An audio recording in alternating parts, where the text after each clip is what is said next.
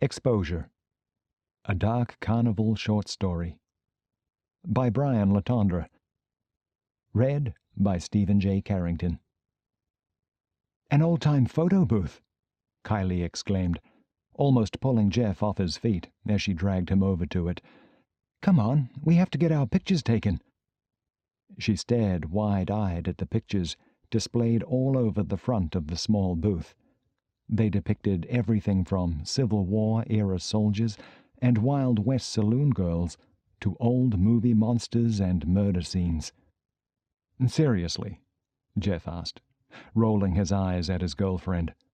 "I only have like $20, and we haven't even seen the whole carnival yet. I kind of wanted to go on some rides."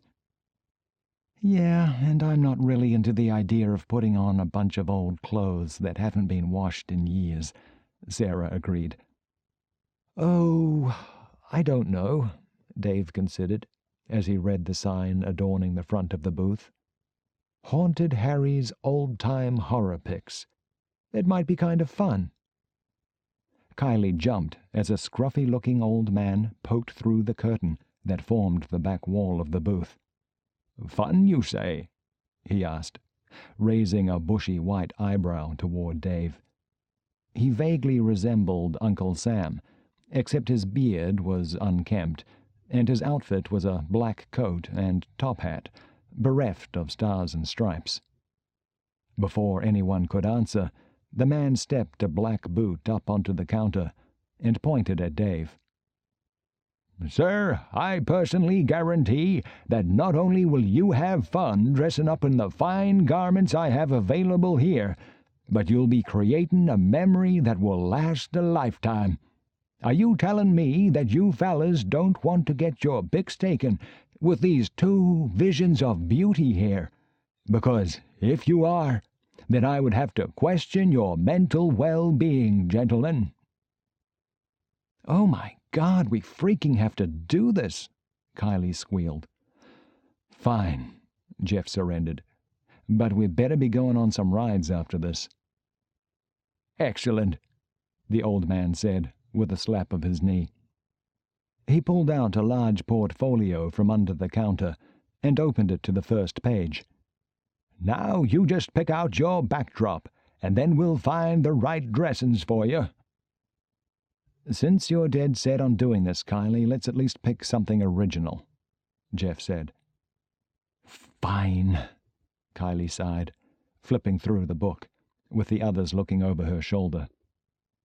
Among the usual backdrops were plenty of well-known horror locales, like the Black Lagoon, Crystal Lake, and the farmhouse cellar from Night of the Living Dead. But Kylie's attention was drawn to an unfamiliar backdrop that featured a hanging gallows outside of a large jail building. "What's this one?" she asked the old man, who sprang forward excitedly to explain. "Ah, the Charleston gallows," he said, clapping his hands. "That's where they hung Lavinia Fisher, the first female serial killer in U.S. history. She and her husband John, in fact. The two of them ran a hotel where they killed a whole bunch of the guests over the years before they got caught in 1820. Chopped 'em all up in the basement. Old Lavinia was hanged in her own wedding dress, spittin' and cursin' till her last breath." "Do you have a wedding dress?" Kylie asked, mesmerized by the old man's story. "Young lady, I have a replica of that dress that's so good even Lavinia would think it was her own." Kylie slapped Jeff on the arm and turned to Dave and Sarah. "Let's do this one, guys. I can be Lavinia, Jeff can be my husband, and you two can be our executioners." "Sounds good to me," Dave replied. "You don't know how many times I've wanted to kill the two of you, between your stupid arguments and your makeup sessions." "I'll second that," Sarah agreed. "Whatever," Jeff said. "Let's just do this so we can see the rest of the carnival." "Well then," the old man said with a smile, "just step through the curtain into my studio and we'll get you folks gussied up."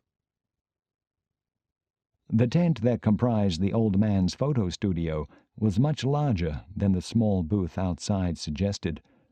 Most of the area was filled with racks of costumes and boxes of props. The entire back wall of the tent was used for the photo shoots, and the amount of lighting kits, backdrops, and projection equipment was impressive. "You make enough money for all this stuff working a carnival?" Jeff asked the old man, as he fastened the buttons on the plain gray suit he had been given to put on. If the old man replied, Jeff didn't hear him. He was completely dumbstruck when Kylie stepped out from behind the room divider in her dress.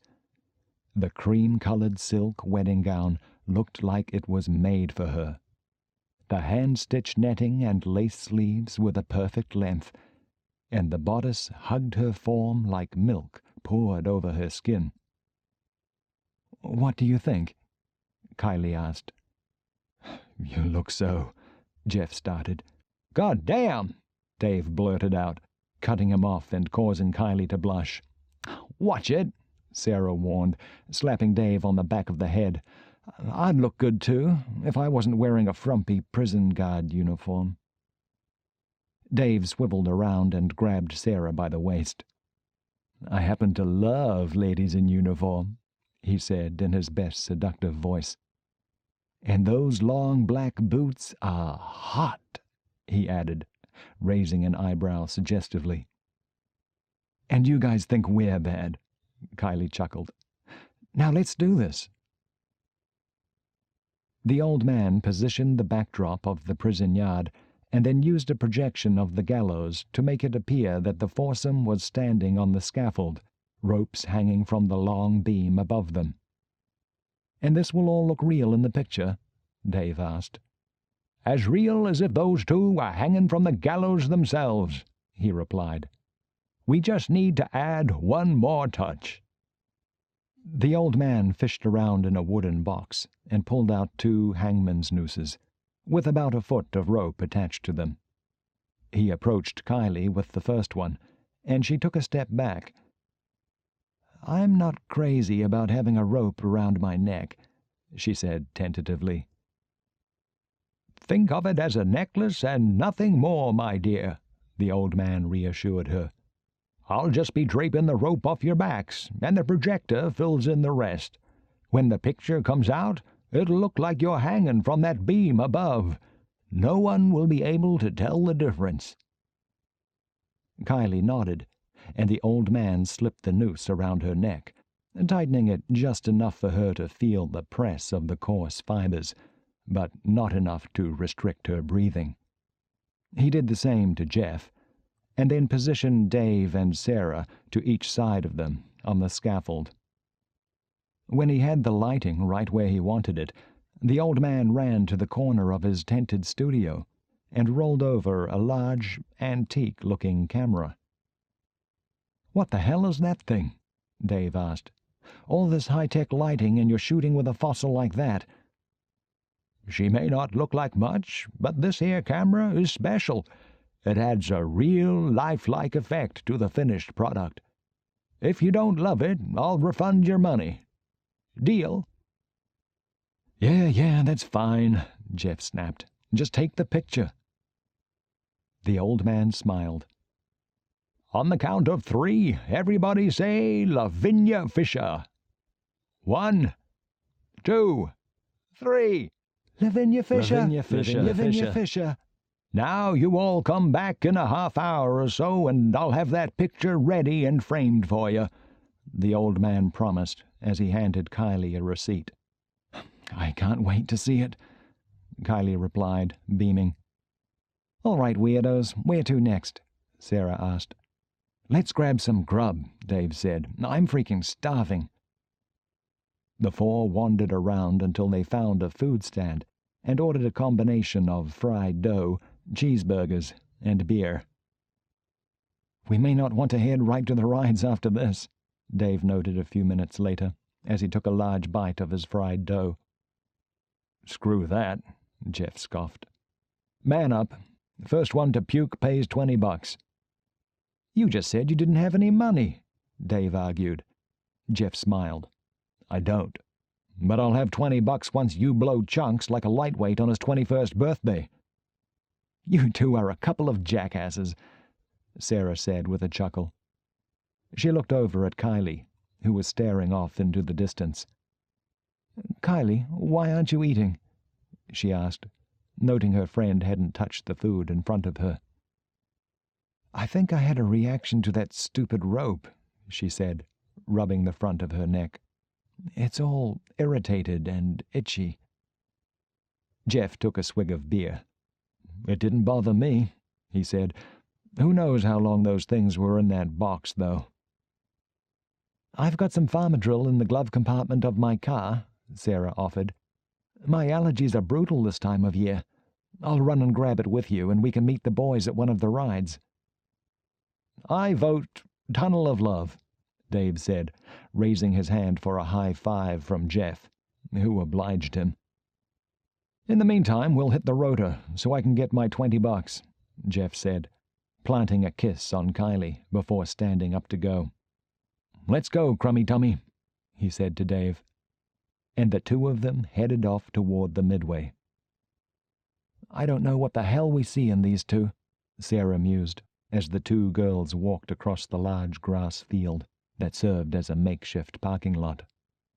"Uh-huh," Kylie replied. She was staring off into the distance, absently rubbing her neck. "What is up with you?" Sarah asked, starting to get concerned about her friend.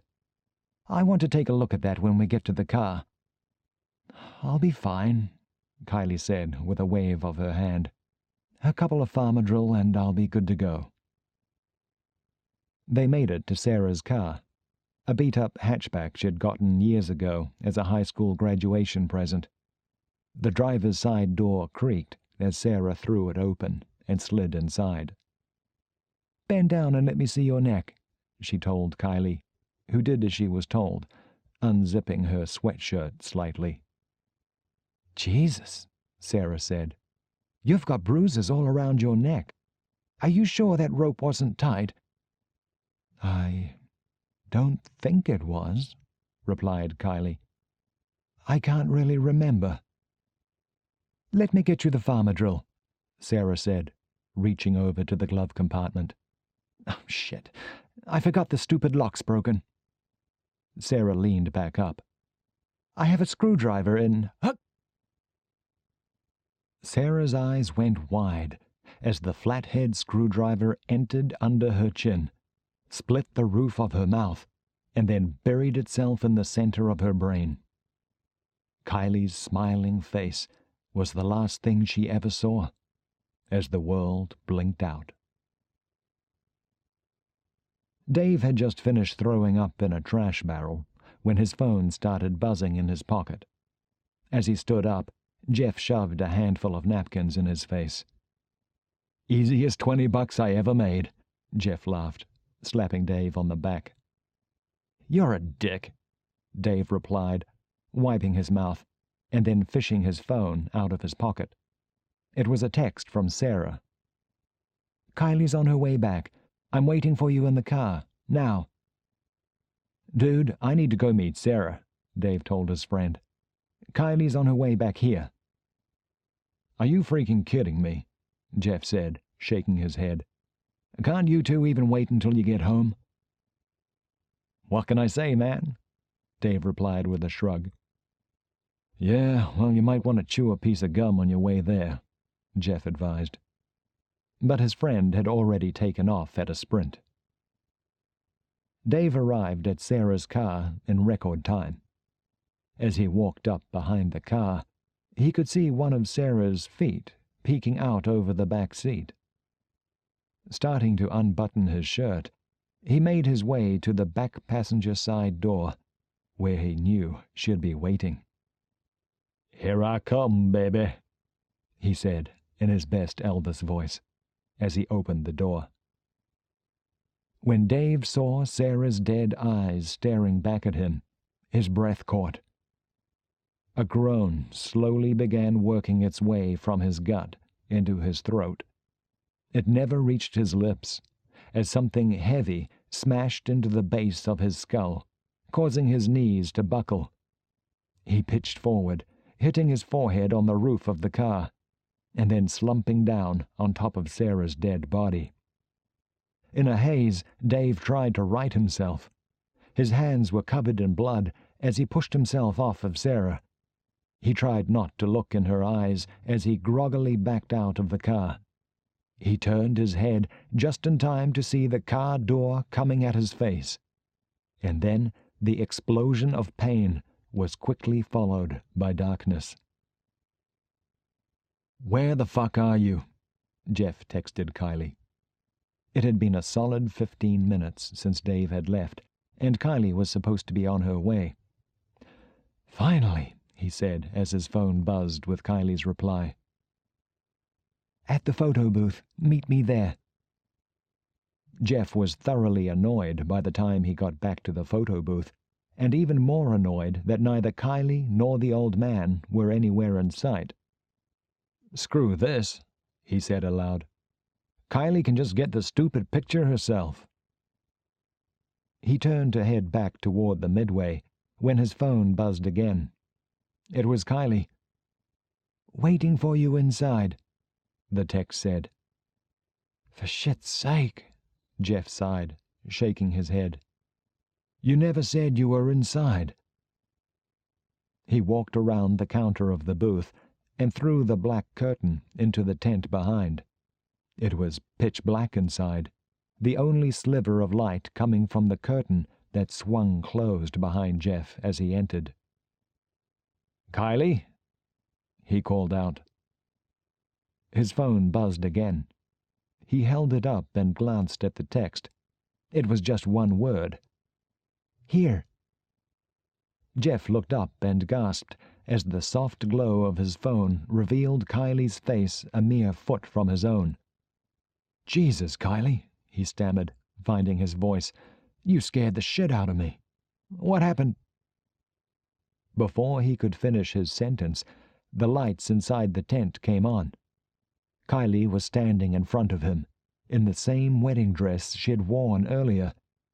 There were deep circles around her eyes, and thick, dark bruises forming a line around her neck.